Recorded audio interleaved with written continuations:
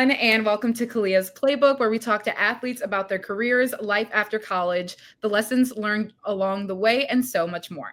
Today, we welcome former Villanova basketball player and national champion, Kris Jenkins. Kris, thank you so much for being here. Thank you so much for having me. I'm excited, and we got a lot to talk about, so let's get it. I'm excited. It's a lot to talk about, as you just said, and you're repping the Villanova right now. You're on campus. We'll start with this. What does it feel like just being back on campus, the school that you've spent so much time at, but being able to circle back, be there right now? What's it like, the emotions being around there? No, the emotions are always great. You're very appreciative of the people that you've met, the relationships and the friendships that you have here, because you did sacrifice and put a lot into it and help get the school and the program to a certain level. So it's always great to come back and receive the love and the respect that you deserve while also just being yourself and being respected for that. So it's always good to be back around, especially, we got new coaching staff and a lot of new moving pieces coming in. But at the end of the day, Villanovans, we love basketball, so we can figure it out. So let's talk about what everybody wants to talk to you about, that 2016 game winner against UNC. What I will ask you is, when is the last time that you personally watched it over? I mean, I kind of get forced to watch it over every March, so you can kind of pencil it in every year during March. Then I'm NCAA tournament. I'm gonna definitely get my fair share of views, tags, people sending it to me. So it never gets old. It's just a little friendly reminder of just some great memories that'll last for a lifetime and then some. So it's just great. But I definitely get my fair share of views, especially around March. So looking back at it again, you said that you're watching it every March at this point, but do you feel the same emotion watching it back, or has time added new meaning to it? I think time always adds new meaning and stuff, but you kind of never forget how you feel in the moment. Like those things that kind of stick with you, especially, like I said, we worked hard, we sacrificed, we put a lot into it. So you'll never forget those emotions. But, I would be lying to you if I didn't say like, with time, like you hear stories and people come up to you and tell you things like, I was here watching it with this person, that person. Like it was just so much like so you get those stories like that. So you're just very appreciative, and then you just understand that, yeah, I was just playing a game and doing something I've been doing my whole life. But, I can see that this brought a lot of joy to a lot of people, so it's pretty cool. Well, I want to talk a little bit more about that joy. Obviously, you're the one that experienced this. You're the one that won the national championship. But for you, seeing all the fans and people still talking about it to this day, what sense does that bring to you from other people's joy? Yeah, it's humbling, you know what I'm saying? Because like I said, when you start hooping and you start these journeys out, that never really crosses your mind. You're just so focused and locked in on the things that you have to do. But to see that you can be some type of joy and excitement, outside of yourself, and to that degree, it's definitely a humbling experience, and I'm appreciative for sure. So I want to take us back a little bit now to your early years, DMV roots. You're from Maryland, but you were playing high school basketball in DC, correct? You were playing at Gonzaga Yep. College High School Prep. So I know from a Chicago standpoint, it has maybe changed a little bit over the years, but there's a certain culture and standard around Chicago style basketball. It's that very gritty, in your face sort of basketball. Derrick Rose is going to be the first person you think of, sort of thing.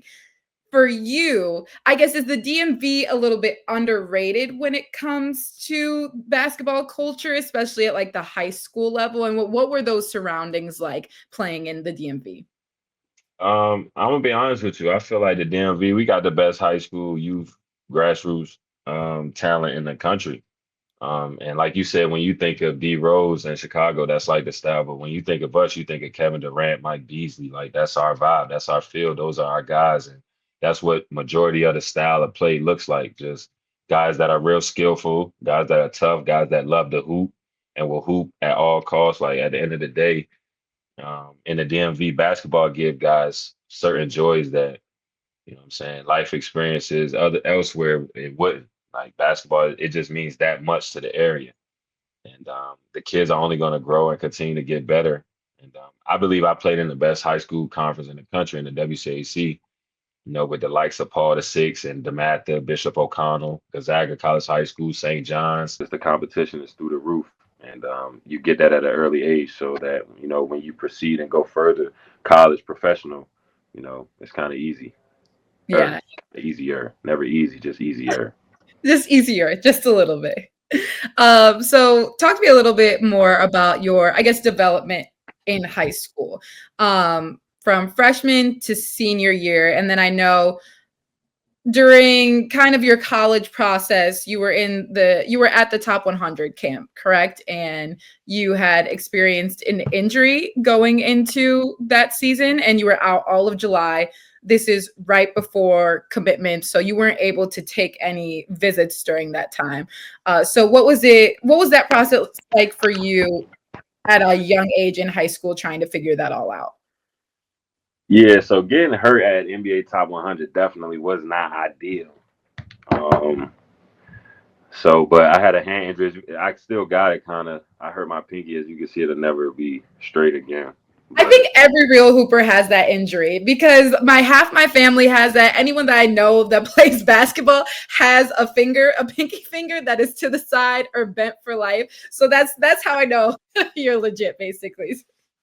That's what I'm saying. So when I had that happen to me at NBA Top 100, obviously it was disappointing, because you want to go to a camp like that and perform well, especially getting ready to go into your senior year. So obviously I was bummed out about it, but I had a lot of great people around me, and I had also put myself in a good spot as far as like recruiting and knowing where I wanted to go and things of that nature. So I wasn't in as tough a spot as everyone else, because of kind of the work that I had put in before my injury. So having my injury allowed me to just kind of like relax and focus, kind of have a chill summer that I hadn't had my whole life up until that point, which was probably crucial going into my senior year of high school. So mentally, I was cool. Like I said, I had a lot of great people around me, and then it allowed me to get healthy, and I was able to have a great senior year. So I wasn't too upset, after the fact. But obviously, when it first happens, you're disappointed for sure. Is that a hard perspective to take on, as at that time, I'm assuming maybe 17, 18-year-old, still in high school, having to understand that this is good for you? It's because I feel like, especially during that time in high school and right before college recruitment, or just ready to leave and graduate, you're very much in the grind of, I need to be playing basketball. I need to be going to the schools. I need to be doing everything I can to get to that next level. How are you able to switch your mindset at a young age and say, hey, maybe this is what I needed? I mean, I was kind of forced, like, because when you get hurt, your body is telling you, like, well, this is kind of like the only option that you have. So I'm more of a glass half full than half empty type of guy. So I just wanted to, just always have a positive mindset, and understand that, I won't be hurt forever. So I just got to do my time, and just make sure that I'm ready to go. And like I said, I had a lot of great people around me that kept me motivated. Family stayed on me to make sure that I was cool. So I never would got into like a bad spot or a dark place because of the injuries or anything that I had. I always was, able to look forward and keep a positive outlook, because that's just in the toughest situations. That's kind of how you see what you're really made of. If you're gonna crumble and be upset, or if you're just gonna lock in and fight and give yourself the best chance. Where did that mentality come from, of being positive, looking at a glass half full instead of half empty? I mean, obviously, family, parents, siblings, sports growing up, but your life experiences teach you that, because you can tell the difference when something happens to you and you're down, and then something happens to you and you fight for whatever you can get. And I always just wanted to be somebody that could fight, man. I never wanted to just lay down. Even when I played, like, laying down and quitting was just kind of never really a thing. So I want to ask you about the transition you're maybe seeing in high school sports in general today, especially, again, just kind of coming from a Chicago perspective on things. You're seeing a lot of students that are playing in their public high schools really top talent in their public high schools that are already on the radars of a lot of Division I colleges that are making that switch over to these prep schools. You are somebody that attended a private prep school. In your perspective, does that help you in the long run? And why do you think more high school players are making that decision? I just think because you're looking at your future, and these places give you the best opportunity to be the most prepared, and that's all you can ask for. Like I always tell kids, like when you're coming from high school to college, there's never really anything that can prepare you for what you're going for, but you want to be the most prepared that you can be. And I felt like going to a school like Gonzaga College High School was going to prepare me, not only academically and basketball wise, but just environment, people, and the people that I wanted to be around, hang around, that like minded, driven just like myself, and want something for themselves. And at that time, we just felt like that route was the best route. And your recruitment process, which may have looked a little different for you than it may look for players nowadays. It's constantly evolving, changing. But for you, you were considering a couple of schools. You were considering Clemson, Miami, Xavier. Why was Villanova, especially not being able to take those visits your senior year, why was Villanova your top choice? Yeah, I just felt like the connection and the rapport that I had with Coach Wright. I loved the team. Like I had knew some guys that was already on the team just from like growing up and being younger and just seeing them throughout hoops. And I knew it was a great academic school, and it wasn't too far from home. It was far enough, but it also wasn't just like across the country, or what I mean, an 8 hour flight, something crazy. So I just felt like it was kind of like the perfect storm, and I wanted to be a great player at a basketball school. Like I wanted to go somewhere where basketball was a top priority. Basketball meant just as much to them as it did to me, and I think I found a perfect match here at Villanova. So you mentioned Coach Jay Wright, one of college basketball's most respected head coaches, obviously, One of their darlings. for breeding amazing talent. So for you, I just want to know, what were those practices looking like so that you could have that Villanova standard for that long at that? Yeah, I mean, I'm gonna be honest with you. We just played harder than everybody. Like, obviously, we were more talented. Like, if you look at our teams, we were better than everybody for sure, top to bottom. But the thing that really separated us at Villanova was we did all the little things that we felt like everybody else wouldn't do if they were our caliber of player. Mhm.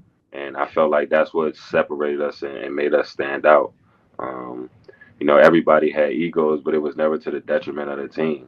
Um, everybody worked hard and practiced like they were the best player. Everybody carried themselves that way, and everybody truly believed that. So um, the environment that we created was definitely super competitive, and that also contributed to it.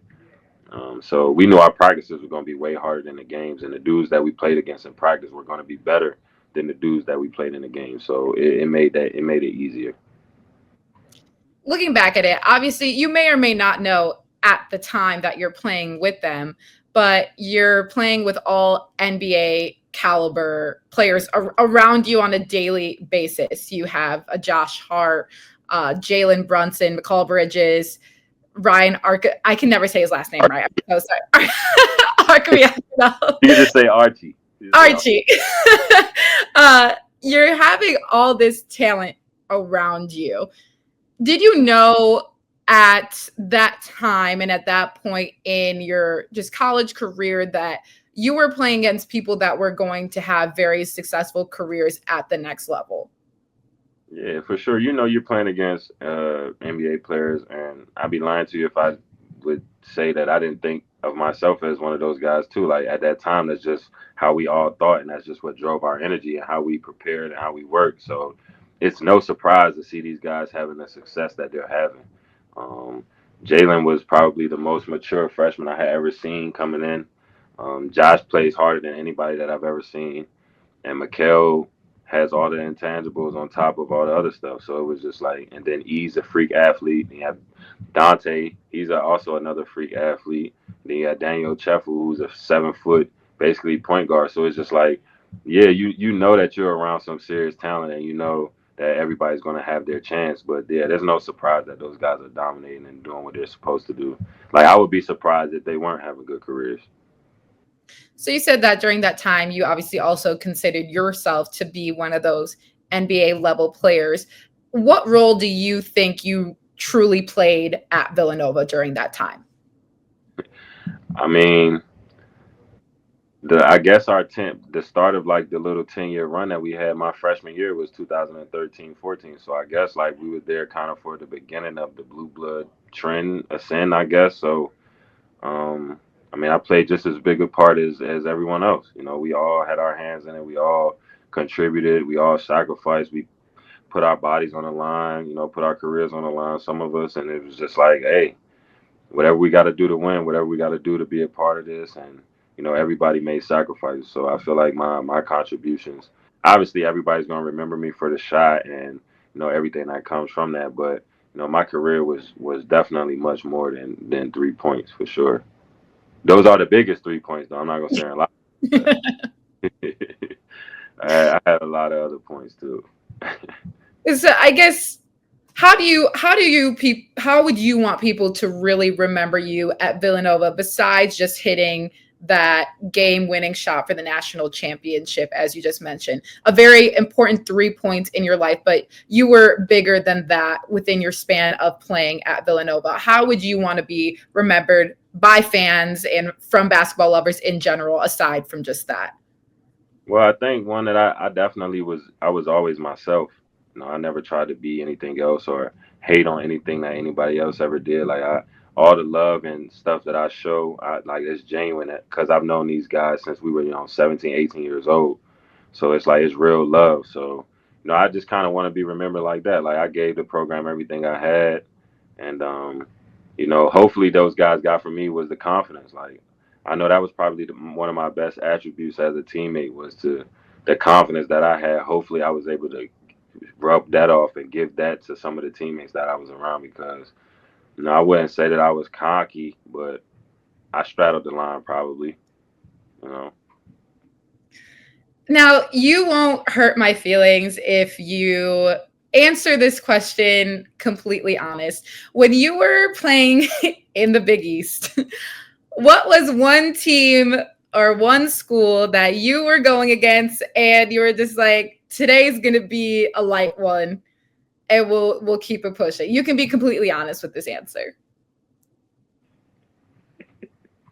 You got some memorabilia in there of the university in there? I actually only have Syracuse stuff in here right now. So honestly, again, you will not be bothering me, but if you give me a real answer. I'm not gonna lie to you. I had great respect for the teams that we played against, all the coaches that we went against. So I didn't think any, especially our mindset at that time, because you know we knew that we were gonna be everybody's best game, and whatever we saw on film was not the team that we were going to see. They were going to be 10 times better than that just because they were playing us. So I wouldn't say necessarily any game was just like, oh, pencil that in win type of deal, especially in the Big East when conference play starts, because if you're not locked in, you can get beat by anybody. That's just the conference. But, you know, obviously there's teams that aren't as good as others. So, yeah, like I ain't going to single nobody out, but we know we know what it is. I really respect that answer. You didn't point anybody out. You're like, hey, everybody was a good competitor. You respected all the coaches, so I can take that one. I can tell you, they didn't let us blow them out or beat them by 20. Or, you know what I mean, teams didn't let us do that. We had to go out and do it each and every night. The Villanova way. Absolutely, play hard, play together, play smart, play with pride.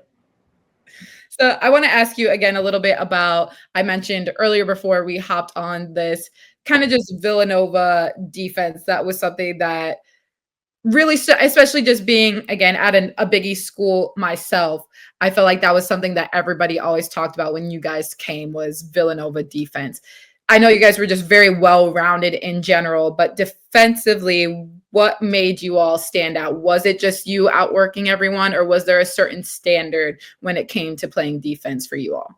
I mean, it's definitely a certain standard. You wouldn't have played here for Coach Wright if you don't play defense and rebound. So I think that's why everybody did it at the level that they did it at, because you want to play the whole game.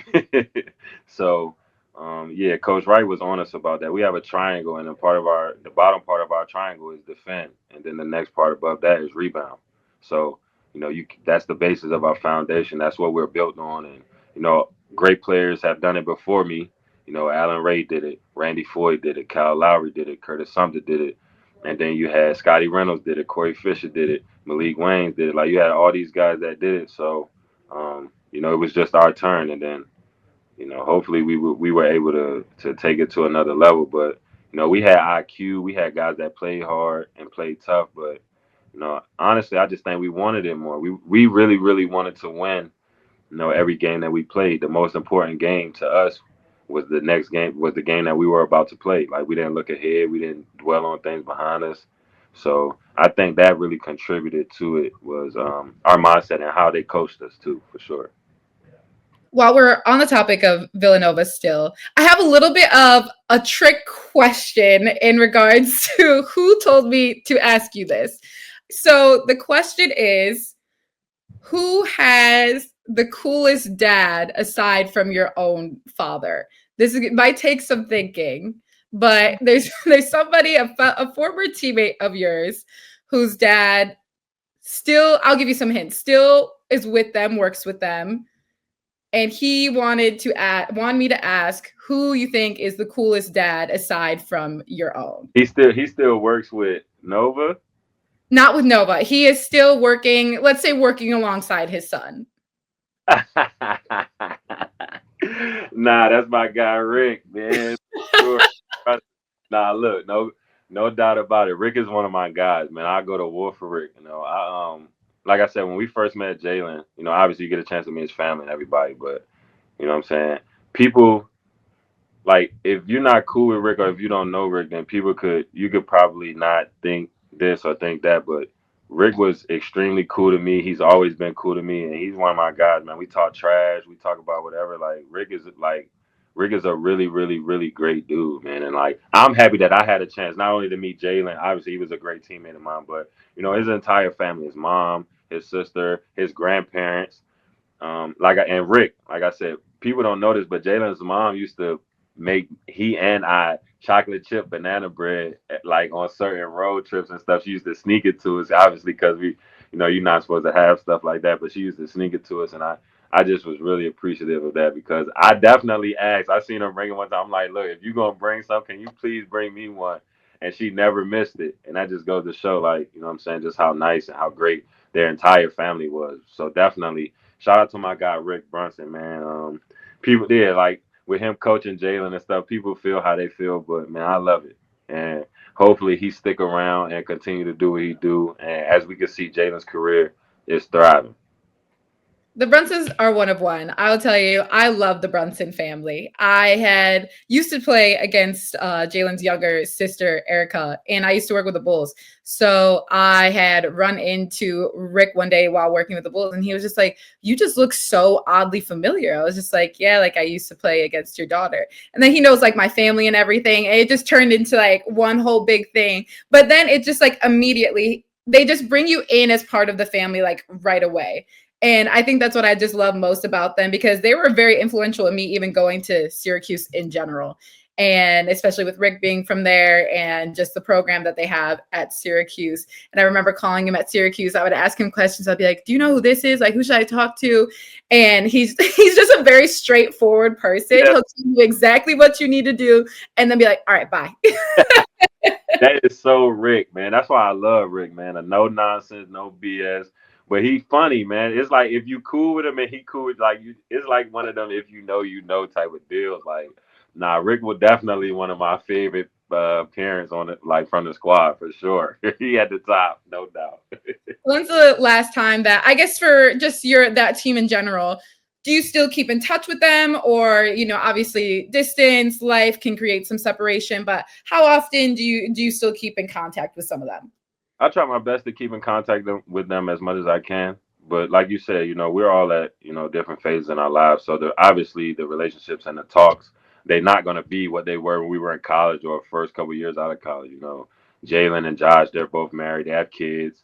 Dante has a kid. So it's just like Uh, every relationship obviously evolves and grows, so I try to talk to those guys as much as I can.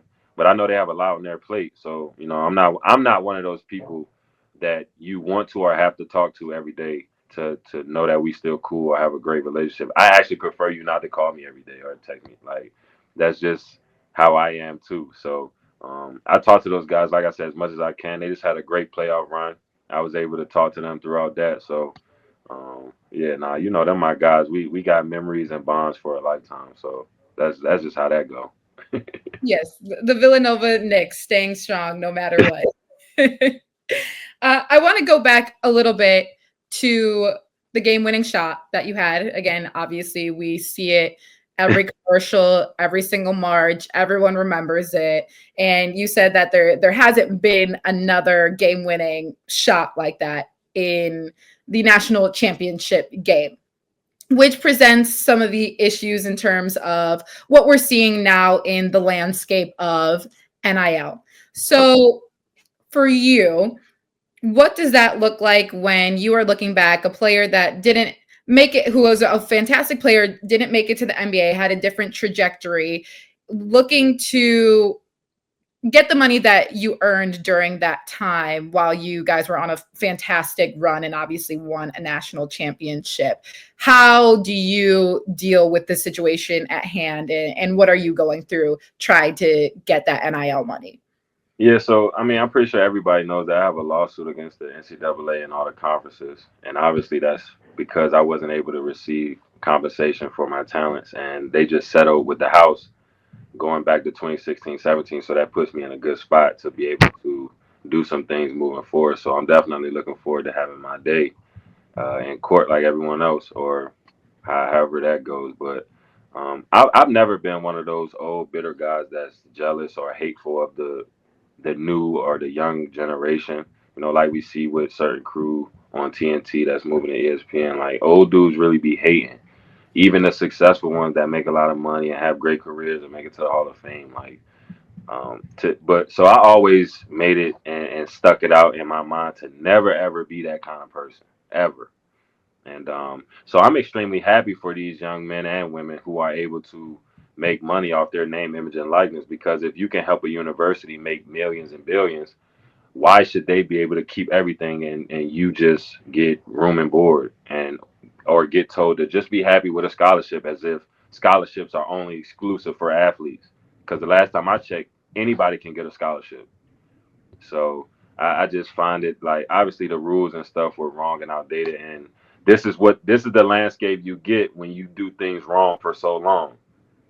But I just find it ironic that as soon as the players get some kind of power, everybody and their grandma is like crying and complaining, and it's the worst thing ever.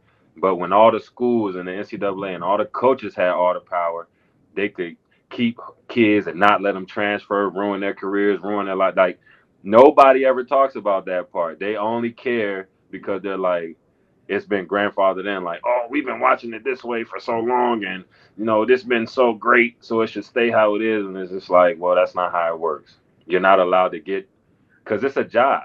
Like you're not allowed to get this free labor and just say, "Here, be happy with this," or go find somewhere else to do.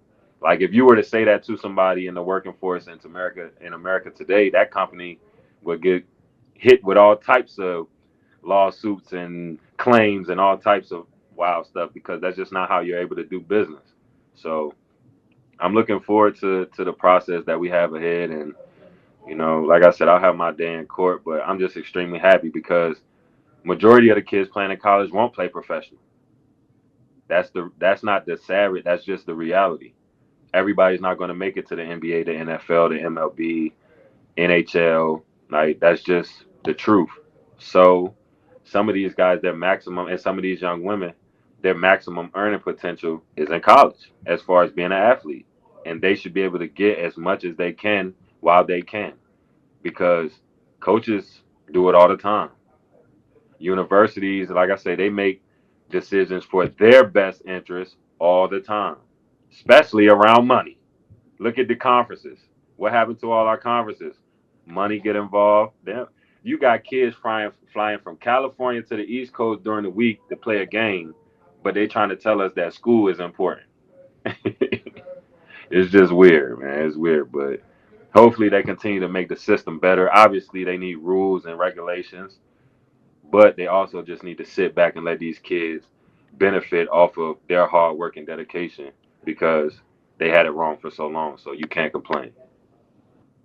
I want to ask you about the power of the transfer portal as well. There is obviously a lot of controversy around it in terms of players being able to transfer multiple times. Transferring after their freshman year is usually one that people, let's say, feel a way about. In your opinion, and you talking about some athletes' careers can be ruined staying at a school, not being allowed to transfer.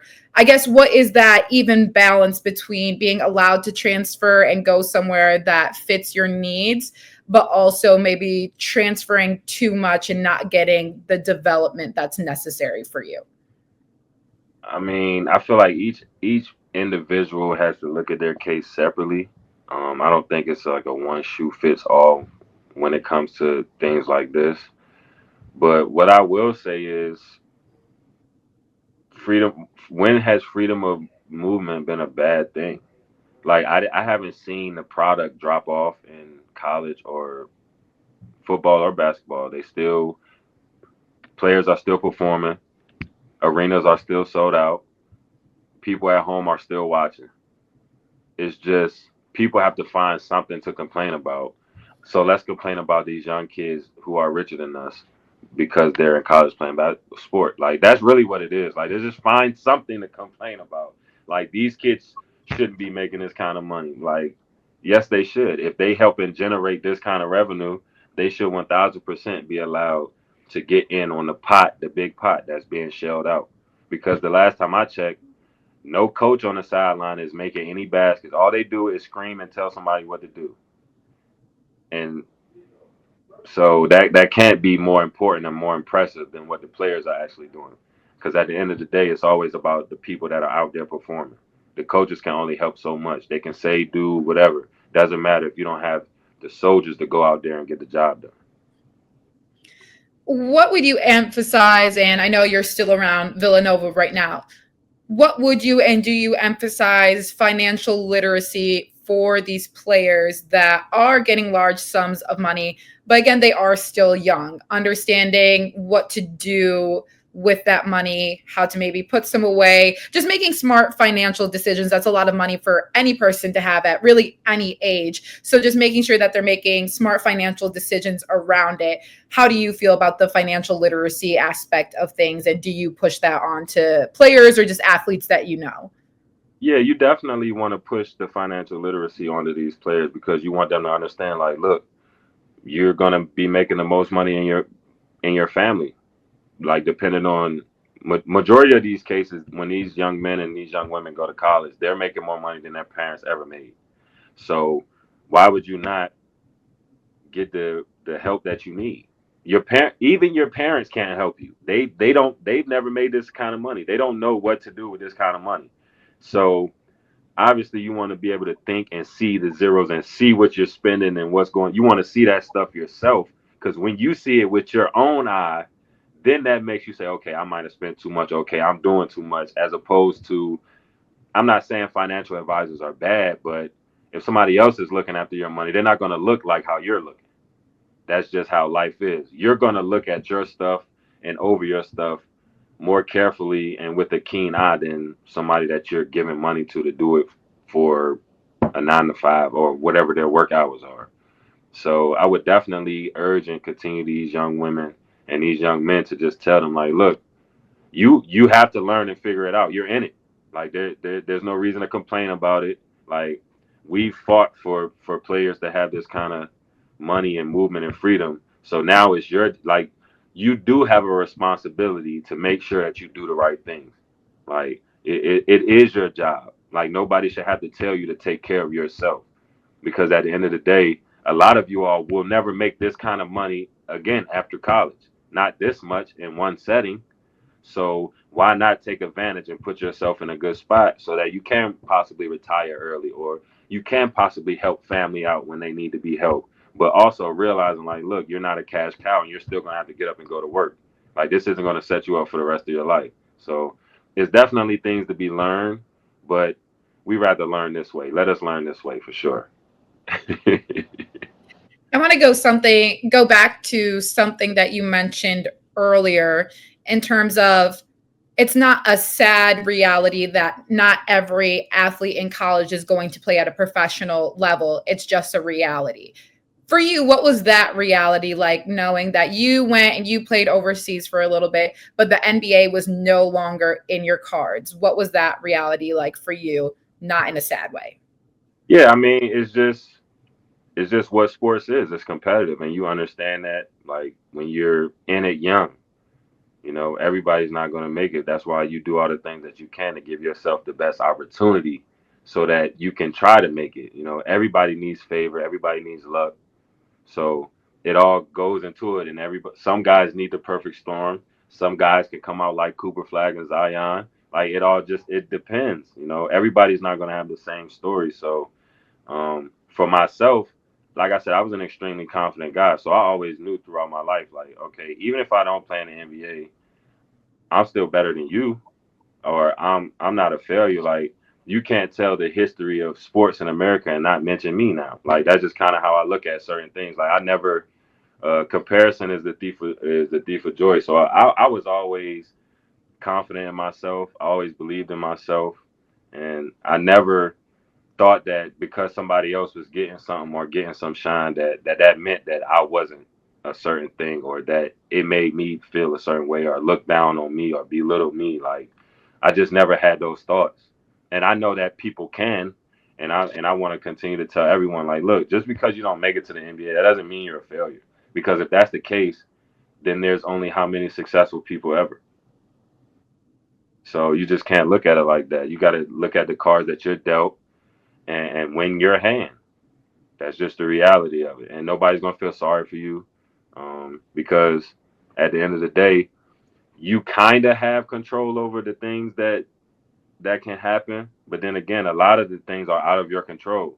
So at the end of the day, just control what you can control and always believe in yourself. That's why I'm so big on having confidence and just believing in everything that you do, because people are going to look for ways and reasons to not give you what you want. That's where your confidence in your work comes into play. Like, look, I've been built for this. I'm ready for this, wherever, however it go. Just like if we had lost the national championship, none of us was going to be like, obviously we're going to be disappointed. Like we all would have been disappointed, but nobody was gonna be leaving there like, oh, we're the worst team in America. Like, no, we got beat. We got beat. You will forever be etched into the basketball history books. Again, March Madness. I do see your commercial every single March. And even just being in the Big East, as I've mentioned before, it's such a monumental moment within the conference, but in the NCAA and just in basketball in general. And I love your mindset of that, of there's no failure in that. And you still had a very successful career. Every person's path is just going to look a little bit different. I do want to ask you though, when you were going through that process, were you still were you doing those workouts with NBA teams? And if you don't mind me asking, what was some of the feedback that you were getting that was maybe just the trade-off of you being in the league and you not being in the league? That's a great question, because when you're going through that process, they're never really gonna tell you like, oh, you're bad, or oh, you're not doing this. Like all of those guys, all the front office people, all the coaches, they tell everyone like, oh yeah, yeah, you did a good job. This was good today. Like they're never gonna be like, you didn't do this, or you like. So for myself personally, um,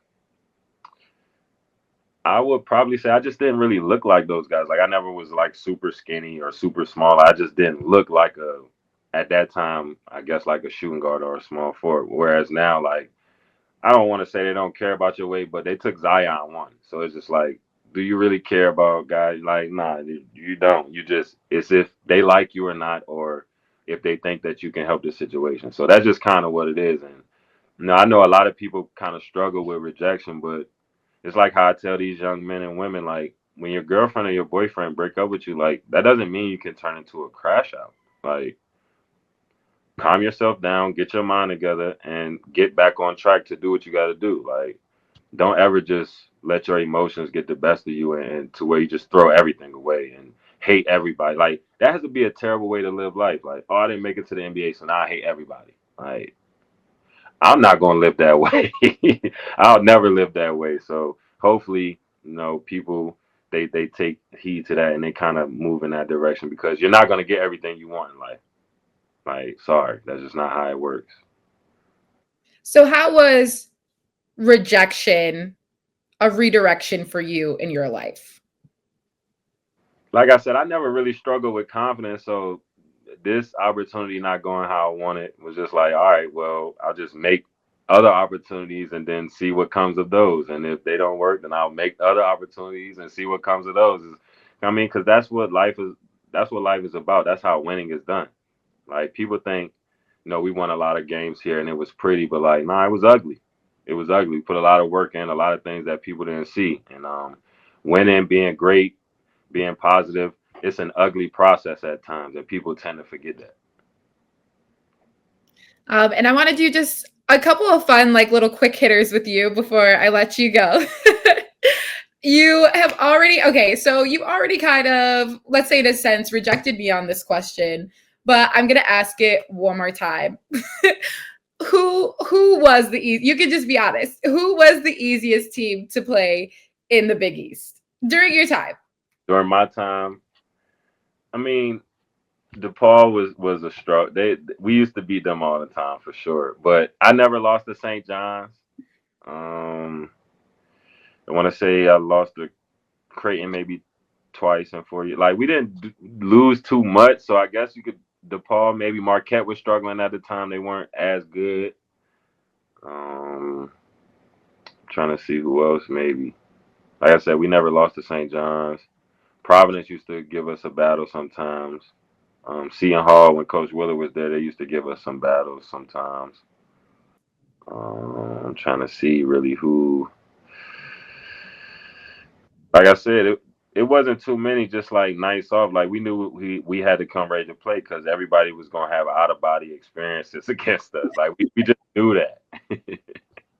So again, back to Big East, or it could just be any conference in general. Obviously, you were playing in the NCAA tournament. Who was the toughest defender that you ever faced in college? Toughest defender I ever faced in college. Dang, that's a very good question. Honestly, I feel like my whole entire senior year, the way that people guarded me, just because after hitting that shot, it was just like a new target. So I felt like everybody's approach after that was kind of different towards me, like as opposed to like I'm on a team with all Americans. I got Josh, Jalen, Mikal, all these guys, and like I don't know, they'll rotate to me and leave them open. I'm like, well, y'all gonna lose because he's a first team All American. So go ahead, have at it. And for you, who was the hardest person for you to defend? My freshman year, Doug McDermott, man. I'll never forget that, man. Doug McBuckets in college was insane. Insane, man. Doug McDermott, bro. Whew. And you had to face that freshman year. Freshman year, man. Was Unreal. that a welcome to college moment for you? You were like, all right, go take that matchup. This is you now. Definitely a welcome to college moment, man. Probably like the first time in my life where it was just like, I mean, Buddy might just be better than all of us right now. Nobody can do anything. Like he cooking us, they blowing us out. Like, man, I don't know what's going on. Cause at Villanova, we didn't get like even if we lost, like I could count on my hands how many times we got blown out. Like, and two of them came to Creighton in my freshman year. So for the Villanova squad, we'll say let's do that 2016 national championship team. Who was the best trash talker on the squad? me. You. It was you. So what type of trash talker are you though? Josh was good too. Josh was really good. But Coach Wright wasn't big on trash talking, so I would just trash talk my teammate about whoever I was talking about. Like, so I would say what I wanted to say to the person. I would just say it to my teammate while they were standing right there or something like that. So you're just like kind of like sneak dissing life, Oh, like subtweet. I mean, it depends on the vibes and the feels that we in right now. If we in the trenches, then yeah, I'm you gonna hear it. Like obviously, I'm not talking about like no personal stuff, but Yes. me telling you that I think you sorry. If you take it personal, you should probably go to the gym then. Like that's kind of how I looked at it. So So you're a too littling people sort of thing. yeah, kind of like I mean, like I said, it's competitive out there. So any little edge that you can get, you take advantage of it. Then the last one for you on just these little fun ones is if you can rank that Villanova team in term, who is basically again the Villanova Knicks in some rotation or another without trades, and basically your team that you had with you for some time. Who was the funniest during that time, or who would you rank as the funniest in general? Oh man, I ain't gonna lie. We had a lot of funny dudes on that team. A lot of funny dudes on that team, but probably Mikhail. Probably just because he was like at that time he was younger, and when you're a little older, you see guys do stuff like you just like this dude crazy. So probably Mikhail because he used to dance and stuff. So like we used to have a good time, man. We used to laugh a lot. It was intense, but we had a lot of fun too. And you guys are all competitive, obviously. But who was just the one that maybe took it to the next level of? Oh, Josh, bro, Josh was ridiculous with the competitive spirit. Like sometimes it'd be to the point where like, all right, bro, I'm not even playing you no more. Like, what are you doing? Like, but that kind of rubbed off on a lot of us, and his competitive nature definitely rose the level of everybody else's, even if theirs was already high. Just being around him and how competitive he was, but Josh for sure, he was crazy. He was crazy. You have a story of something that Josh did that you just said like, all right, I'm over this today. Yeah, so imagine playing PS4 at Madden and he throwing the controllers and stuff. Like, you know what I'm saying? He like one of them guys. So it's just like, all right, bro, I'm not playing a game with you no more. Like, if this is how you gonna act. It gets really serious. I mean, Like, I really understand the video game part, but it gets serious. And then last, who do you think has changed and developed the most since you've last seen them? Maybe physically, emotionally, one of the two. I mean, it's Jalen. He's second team All NBA. I mean, come on. He's been incredible, man. I'd be lying to you if I said that, like, I would see him be All NBA. Like, second team, like, that's unreal. I mean, like, one of the 10 best players in the league. So, I mean, I got to go Jalen, man. What he's doing is incredible, and he's only going to get better. But, all those guys are killing, man. Even Mikal, when he went to the finals with Phoenix, like, it's just a lot going on. And them guys are only going to continue to grow and get better for sure. But I got to go Jalen, man. He's unbelievable right now. Unbelievable. So, what is next for Kris Jenkins? I know you've been doing some stuff with FS1, you're doing some analyst work, you're back at Villanova. We won't get into that too much at the moment. But what is next for you? What is on the horizon, and what can former Villanova fans of you just be like, "Hey, oh, this is what he is doing now that maybe they haven't seen you in some time." Yeah, so I'm definitely going to be around the university a lot more, especially since my playing career is definitely like over. And then, like you said, I'm also doing broadcasting. I'm looking to I'll definitely take that as a serious career. So I'll definitely be working with multiple networks this upcoming college basketball season. And then, with the Olympics coming to America, that's next on my radar to try to see if I can learn and do as much as I can for that coming up. Um, and then I also have an initiative that I'm starting to where I go around and just, like I said, just educate these kids on what NIL really means and how, yeah, it can change your life. But at the end of the day, no matter what you do, no matter who you with, it's about the work. It's about the work. It'll always be about the work that you put in or that you don't put in. And that's for anybody, any gender, any race, any sex. It's always going to be about the work. And the work going to show either way. So I just got things like that, and because I had so many great people help me, and I was a great player. I had my time. I was cool. But what does that mean if I can't help these young kids figure it out as well? You know what I mean? It means nothing. Well, Kris, this was a lovely conversation. Thank you so much. I really appreciate your time and your insight on everything. I really appreciate you. Thanks for having me. And took me a little minute, but I'm happy that we was able to set this up and get this done. I'm really appreciative. Thank you. Of course. Thank you.